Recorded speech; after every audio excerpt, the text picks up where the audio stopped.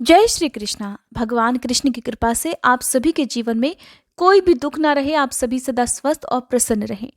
इससे पहले के अध्याय में आपने सुना था भगवान श्री कृष्ण के कवच के बारे में और तृणावर्त के उद्धार के बारे में। आज आप भगवान कृष्ण की बहुत ही सुंदर और अद्भुत लीला का रसपान करने वाले हैं।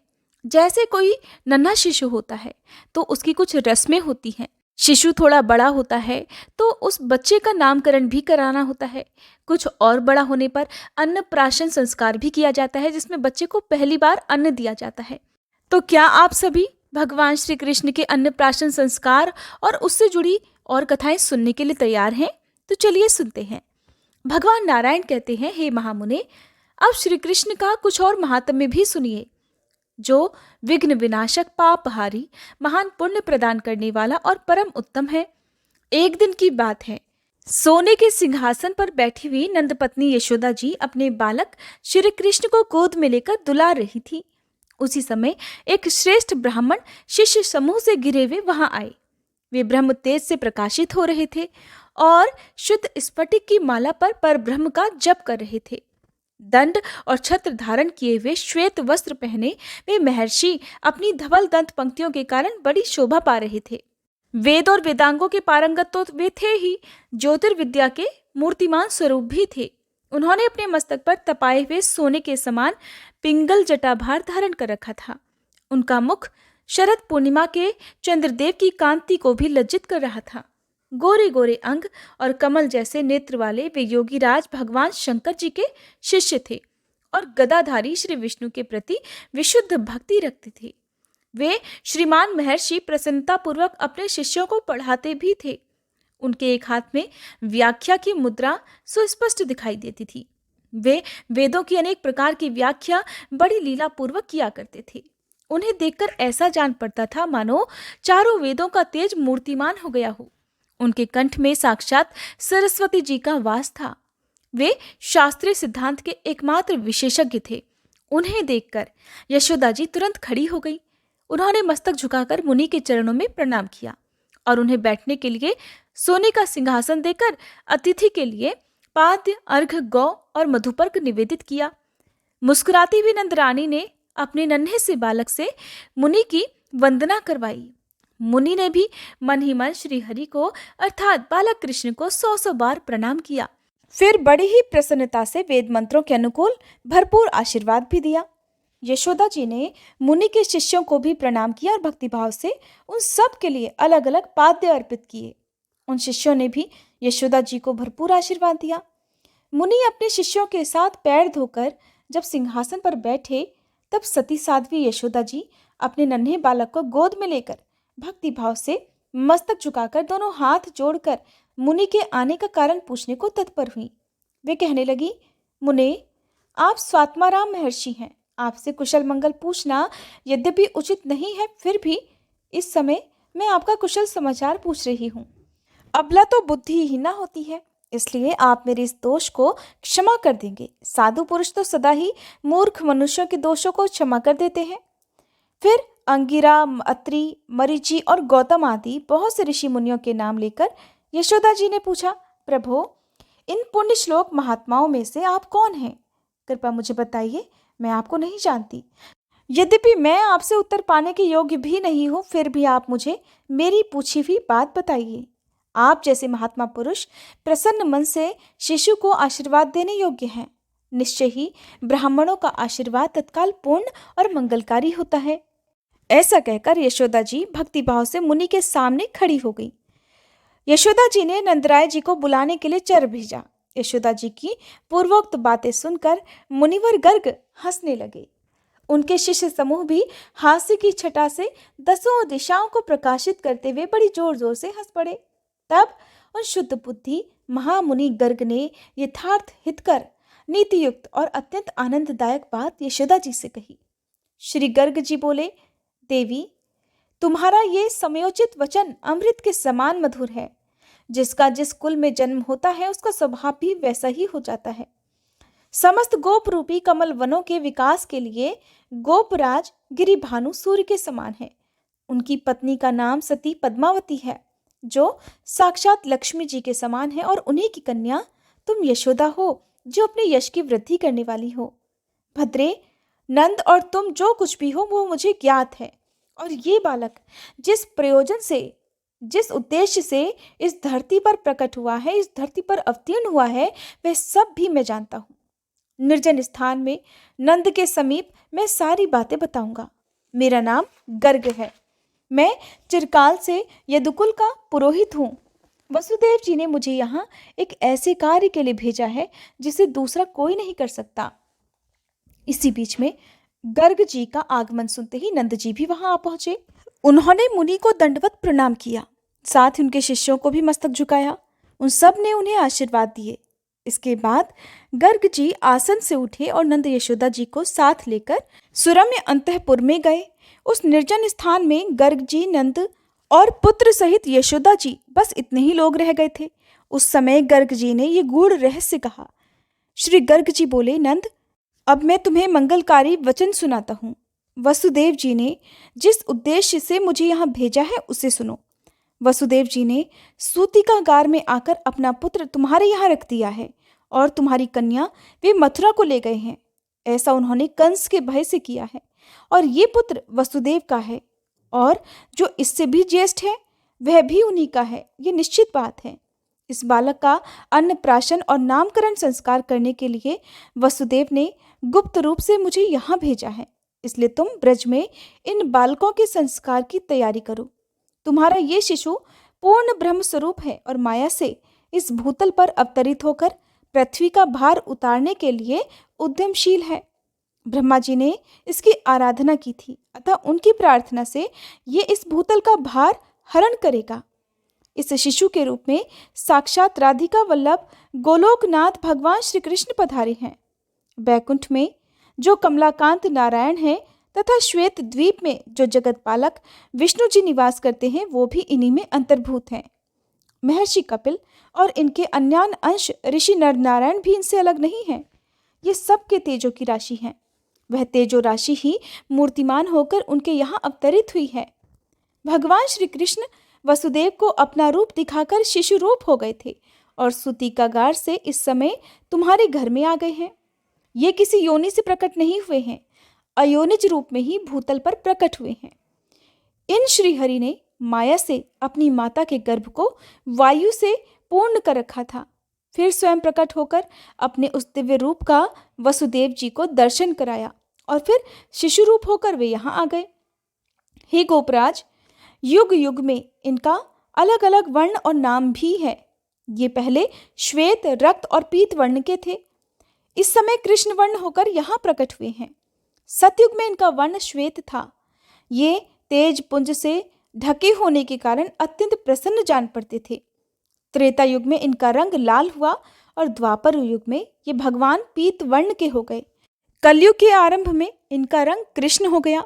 ये श्रीमान तेज की राशि हैं, परिपूर्णतम ब्रह्म है, इसलिए कृष्ण कहे गए हैं। नंद, इस प्रकार मैंने तुम्हारे पुत्र की महिमा का अपनी बुद्धि और ज्ञान के अनुसार वर्णन किया है।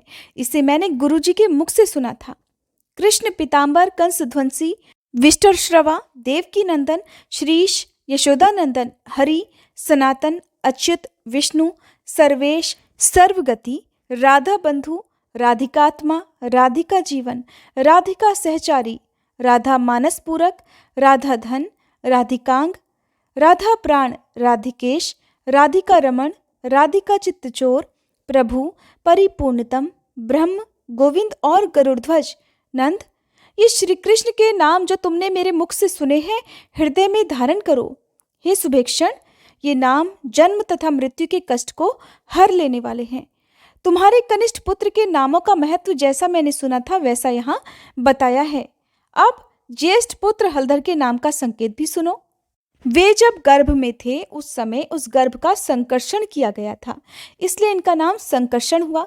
वेदों में ये कहा गया है कि इनका कभी अंत नहीं होता, इसीलिए ये अनंत भी कहे गए हैं। इनमें बल की अधिकता है, इसलिए इनको बलदेव कहते हैं। हल धारण करने से इनका नाम हली हुआ है। नील रंग का वस्त्र धारण करने से इन्हें क्षितिवाशा अर्थात नीलांबर भी कहते हैं। ये मूसल को आयुध बनाकर रखते हैं, इसलिए मुसली भी कहे गए हैं। रेवती के साथ इनका विवाह होगा, इसलिए ये साक्षात रेवती रमण है। रोहिणी के गर्भ में वास करने से इन महाबुद्धिमान संकर्षण को रोहिणे कहा गया है। इस प्रकार ज्येष्ठ पुत्र का नाम जैसा मैंने सुना था वैसा बताया है। नंद, अब मैं अपने घर को जाऊंगा, तुम भी अपने भवन में सुखपूर्वक रहो। ब्राह्मण की ये बात सुनकर नंद जी स्तब्ध रह गई। यशोदा जी भी निश्चेष्ट हो गई और वह बालक स्वयं हंसने लगा। तब नंद जी ने गर्ग जी को प्रणाम करके दोनों हाथ जोड़ लिए और बड़े भक्तिभाव से मस्तक झुकाकर बड़े विनय से कहा, ब्राह्मण, अगर आप चले गए तो कौन महात्मा इस कर्म को कराएंगे, इसलिए आप स्वयं ही शुभ दृष्टि करके इन बालकों का नामकरण और अन्नप्राशन संस्कार भी कराइए। राधा बंधु से लेकर राधा प्राणाधिक तक जो नाम समूह बताए गए हैं, उनमें जो राधा नाम आया है वह राधा कौन है और किसकी पुत्री है? नंद जी की ये बात सुनकर मुनिवर गर्ग हंसने लगे और बोले, ये परम निगूढ़ तत्व और रहस्य की बात है जिसे मैं तुम्हें बताऊंगा। गर्ग मुनि बोले, नंद सुनो, मैं पुरातन इतिहास बता रहा हूँ। ये वृतांत पहले गोलोक में घटित हुआ था, उसे मैंने भगवान शंकर के मुख से सुना है। किसी समय गोलोक में श्री दामा का राधा के साथ लीला प्रेरित कलह हो गया। उस कलह के कारण श्री दामा के श्राप से लीलावश गोपी राधा को गोकुल में आना पड़ा है। इस समय वे वृषभानु गोप की बेटी हैं और कलावती उनकी माता हैं। राधा श्री कृष्ण के अर्धांग से प्रकट हुई हैं और वे अपने स्वामी के अनुरूप ही परम सुंदरी सती हैं। ये राधा गोलोक वासिनी है, परंतु इस समय श्री कृष्ण की आज्ञा से ही यहाँ अयोनिज संभवा होकर प्रकट हुई हैं। ये ही देवी मूल प्रकृति ईश्वरी हैं। इन सती साध्वी राधा ने माया से माता के गर्भ को वायु से भरकर वायु के निकलने के समय स्वयं शिशु विग्रह धारण कर लिया। ये साक्षात कृष्ण माया हैं और श्री कृष्ण के आदेश से पृथ्वी पर प्रकट हुई हैं। जैसे शुक्ल पक्ष में चंद्रमा की कला बढ़ती रहती है, उसी प्रकार ब्रज में राधा बढ़ रही हैं। श्री कृष्ण के तेज के आधे भाग से वे मूर्तिमती हुई हैं। एक ही मूर्ति दो रूपों में बट गई है। इस भेद का निरूपण वेद में किया गया है। ये स्त्री हैं, वे पुरुष हैं, और किंचित वे ही स्त्री हैं और ये पुरुष हैं। इसका स्पष्टीकरण नहीं हो पाता। दो रूप हैं और दोनों ही स्वरूप गुण और तेज की दृष्टि से एक जैसे हैं। पराक्रम, बुद्धि, ज्ञान और संपत्ति की दृष्टि से भी उनमें कुछ भी कमी या अधिक नहीं है, किंतु वे गोलोक से यहाँ पहले आई हैं, इसलिए वे अवस्था में श्री कृष्ण से कुछ बड़ी हैं। श्री कृष्ण सदा राधा का ध्यान करते हैं और राधा भी अपने प्रियतम का निरंतर स्मरण करती हैं। राधा श्री कृष्ण के प्राणों से बनी हुई हैं और ये श्री कृष्ण राधा के प्राणों से मूर्तिमान हुए हैं। श्री राधा का अनुसरण करने के लिए ही इनका गोकुल में आगमन हुआ है। पूर्व काल में गोलोक में श्री हरि ने जो प्रतिज्ञा की थी, उसे सार्थक बनाने के लिए कंस के भय का बहाना लेकर इनका गोकुल में आगमन हुआ है। केवल प्रतिज्ञा का पालन करने के लिए ही ये ब्रज में आए हैं। भय तो छलना मात्र है। जो भय के भी स्वामी है, भला उन्हें किसी से भय हो सकता है? साम वेद में राधा शब्द की व्युत्पत्ति बताई गई है। पहले नारायण देव ने अपने नाभि कमल पर बैठे हुए ब्रह्मा जी को यह व्युत्पत्ति बताई थी। फिर ब्रह्मा जी ने ब्रह्मलोक में भगवान शंकर को इसका उपदेश दिया। फिर पूर्व काल में कैलाश शिखर पर विराजमान महेश्वर ने मुझे वह उपदेश दिया जो देवताओं के लिए भी दुर्लभ है। अब मैं इसका वर्णन करता हूँ। राधा शब्द की उत्पत्ति देवताओं, असुरों और मुनीन्द्र को भी अभीष्ट है और वह सबसे उत्कृष्ट और मोक्षदायिनी है। राधा का रेफ करोड़ों जन्मों के पाप और शुभाशुभ कर्मभोग से छुटकारा दिलाता है। आकार गर्भवास, मृत्यु तथा रोग को दूर करता है। धकार अर्थात ध आयु की हानि का और अकार भव बंधन का निवारण करता है। राधा नाम के श्रवण, स्मरण और कीर्तन से ये सारे दोषों का नाश हो जाता है, इसमें संदेह नहीं है। श्री राधा नाम के श्रवण, स्मरण और कीर्तन का सुयोग मिलने से मोहजाल, पाप, रोग, शोक, मृत्यु और यमराज तक कांप उठते हैं, इसमें भी संदेह नहीं है। श्री राधा माधव के नाम की यत्किंचित व्याख्या जो गुरुमुख से सुनी थी, वो मैंने बिल्कुल यहाँ बताई है। इन नामों की संपूर्ण रूप से व्याख्या करने में तो मैं असमर्थ हूँ। नंद जी, यहाँ पास ही वृंदावन में श्री राधा और माधव का विवाह होगा।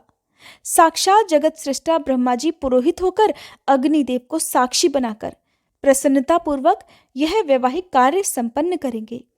श्री कृष्ण के द्वारा जो बाल लीलाएं होने वाली हैं उसमें मुख्यतः ये हैं: कुबेर पुत्र का उद्धार, गोपियों के घर से माखन चुराकर उसका भक्षण अर्थात माखन चुराकर खाना, ताल वन में ताल फल का भोजन और धेनुकासुर का वध, बकासुर, केशी और प्रलंबासुर का खेल ही खेल में नाश, द्विज पत्नियों का उद्धार, उनके द्वारा दिए हुए मिष्ठान और पान का भोजन, इंद्रयाग की परंपरा का भंजन, इंद्र के कोप से गोकुल की रक्षा, गोपियों के वस्त्रों का अपहरण, उनके व्रत का संपादन, फिर से उन्हें वस्त्र अर्पित और मनोवांछित वरदान देने का कार्य करके ये श्याम सुंदर अपनी लीलाओं से उनके चित्त को चुरा लेंगे और सर्वथा उन्हें अपने अधीन भी कर लेंगे।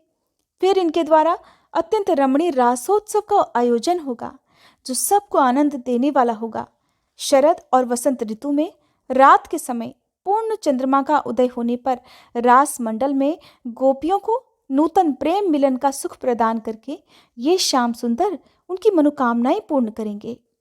फिर कौतूहलवश उनके साथ जल विहार भी करेंगे। फिर श्री दामा के श्राप के कारण इनका गोपियों और श्री राधा के साथ 100 वर्षों के लिए वियोग भी हो जाएगा। उस समय ये मथुरा चले जाएंगे और इनका वहां जाना गोपियों के लिए बड़ा शोक कारक होगा। उस समय पुनः ये उनके पास आकर उन्हें समझा बुझाकर धैर्य बंधाएंगे और आध्यात्मिक ज्ञान प्रदान करेंगे।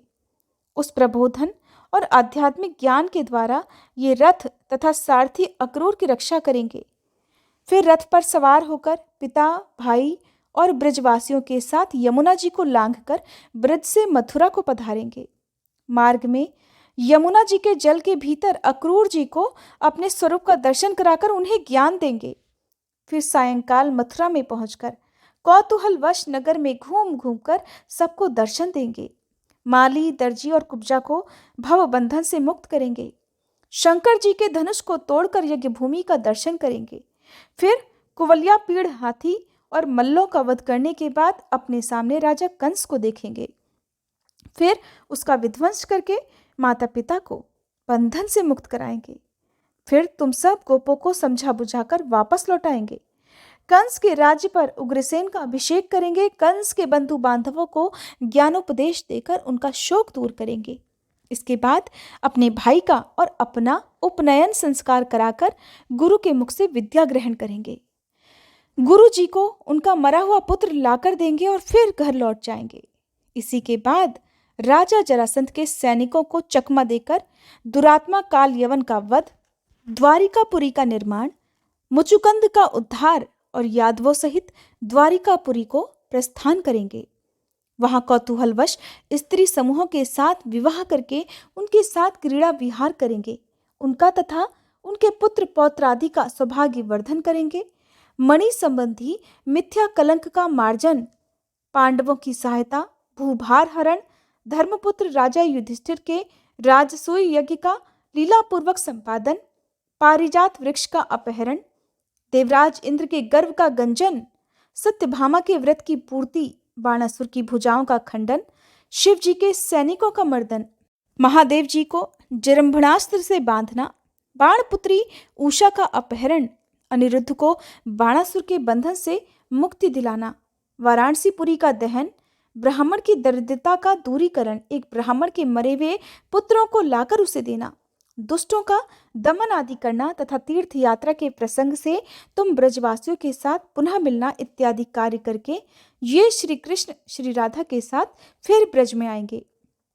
तदंतर अपने नारायण अंश को द्वारकापुरी में भेजकर ये जगदीश्वर गोलोकनाथ यहाँ राधा के साथ समस्त आवश्यक कार्य पूर्ण करेंगे और ब्रजवासियों तथा राधा को साथ लेकर शीघ्र ही गोलोक धाम में पधारेंगे।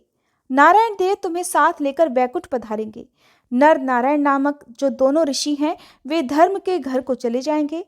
फिर वहां श्वेत द्वीप निवासी विष्णु जी क्षीर सागर को पधारेंगे। हे नंद, इस प्रकार भविष्य में होने वाली लीलाओं का मैंने वर्णन कर दिया। ये वेद का निश्चित मत है।